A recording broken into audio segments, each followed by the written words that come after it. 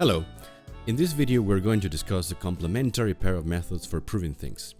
That is, and respectively, by building derivations and by providing models. So far we've used these terms interchangeably, more or less. Case, example, assignment.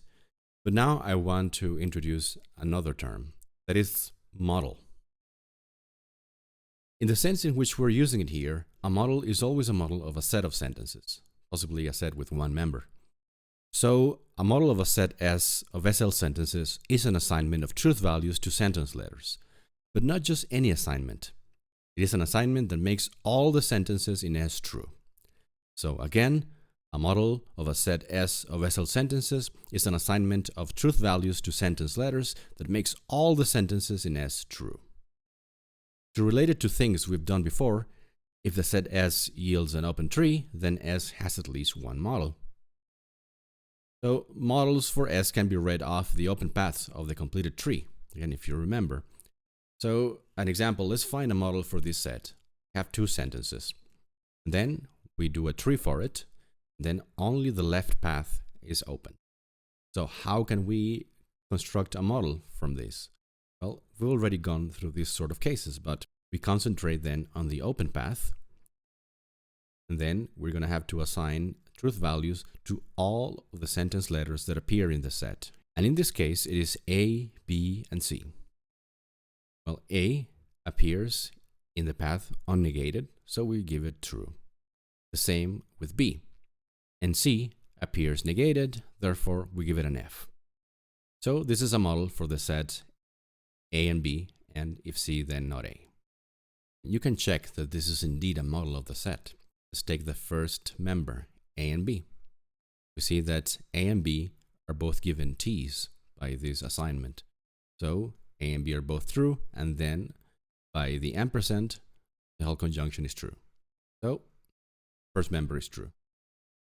Now the second one is a conditional, and then C is the antecedent, and C is false. And we know that whenever the antecedent is false, the whole conditional is true. Therefore, the second member is also true.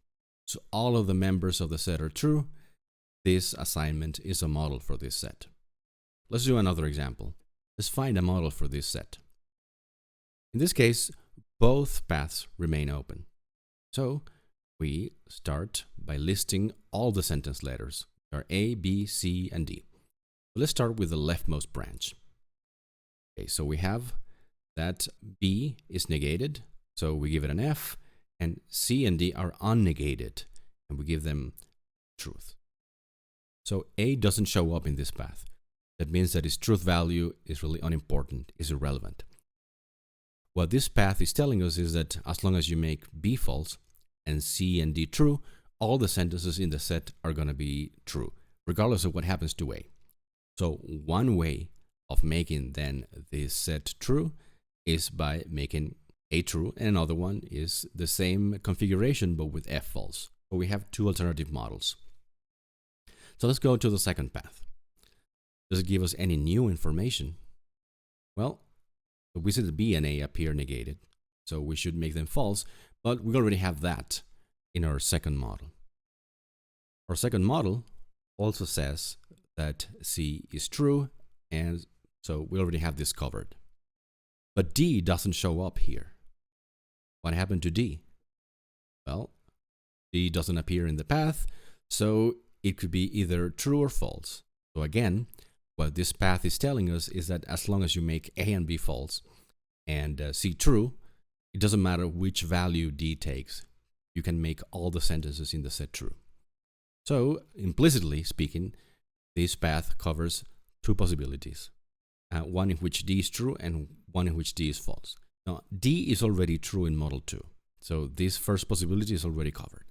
And so we need another model in which things are exactly as in model 2, but where D is false.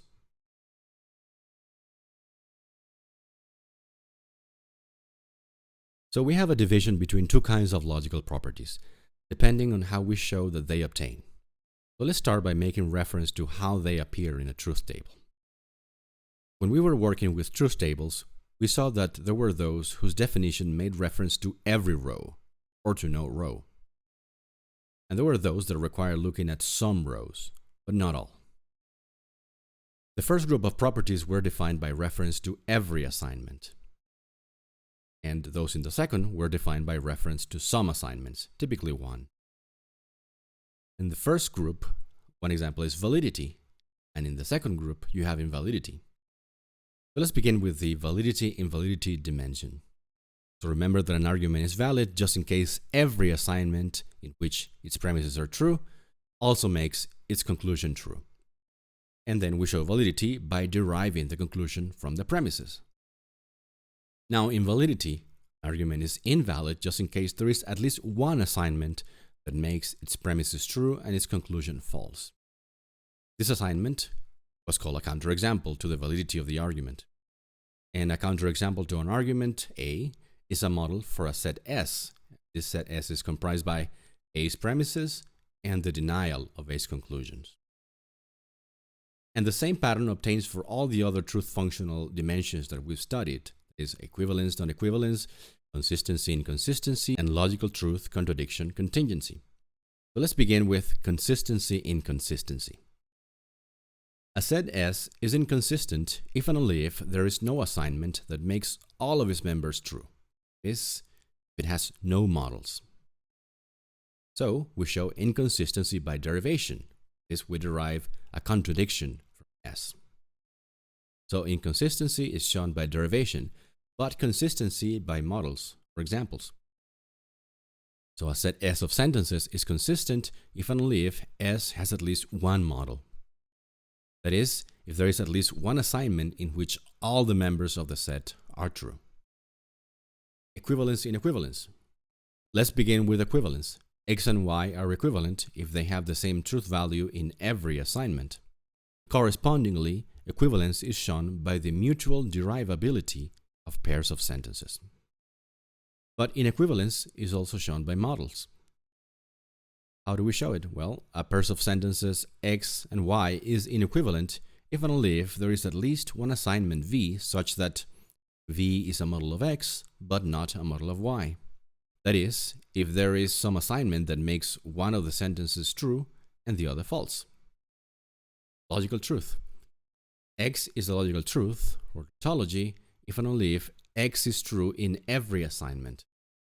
X is a logical falsity, contradiction, if and only if X is false in every assignment. In other words, X is a tautology if every assignment V is a model of X.